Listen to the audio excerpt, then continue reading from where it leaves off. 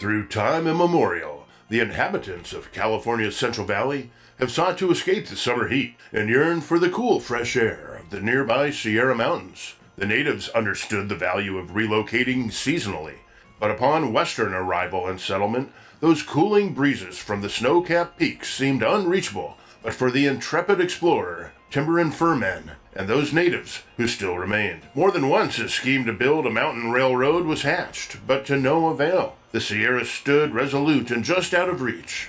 A stagecoach could be hired, but for a fee, and with few passengers and little room for equipment. It was not until the San Joaquin Eastern Railroad was built in 1912 that those longing for the mountains could finally achieve their dreams. As a result, in 1915, the Huntington Lake Lodge was built for such nature seekers. February of 1916, the first annual Ice and Snow Carnival of the Commercial Club of Fresno, California was held at the newly erected Huntington Lake Lodge.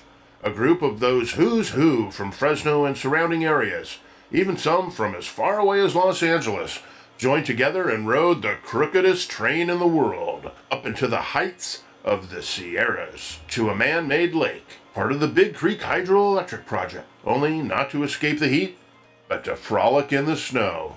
50 people were selected for the outing.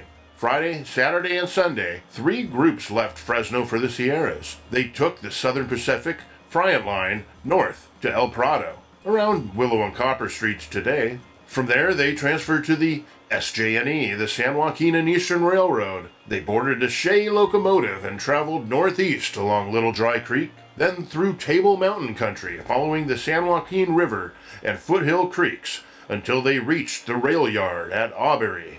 There, they transferred once again, this time to a Climax locomotive geared for the steep, winding terrain which defined the last leg of the journey. Continuing on, they soon clung to the steep cliffside upon precariously perched rails along the walls of the Grand Canyon of the San Joaquin River. Climbing and twisting up to the town of Cascada, today's Big Creek, there they had transferred to custom-built horse-drawn sleds for the last few miles of the upward journey.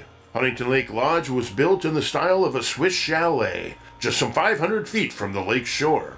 Though, upon arrival that winter, it was buried up to the second floor with snow. The cottages, too, were covered over with snow. Tunnels had to be dug out to reach the doors. But that did not deter the eager tour party.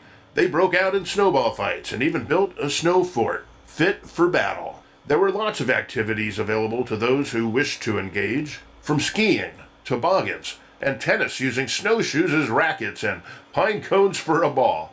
At night, there was chestnut roasting, corn popping, apple baking, and singing and dancing until a late hour.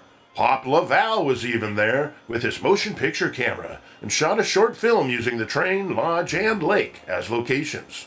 On Tuesday morning, February 22nd, the party returned home without a single complaint, kick, grouch, or note of discontent. All felt satisfied with his and her winter experiences and assured that even these few days had given new health, strength, and vigor. So, unanimously, the party agreed that, if possible, it would come again in the summer to see this glorious region in its summer garb, and then, the following winter, to renew their enjoyments during this, the first annual Winter Carnival at Huntington Lake.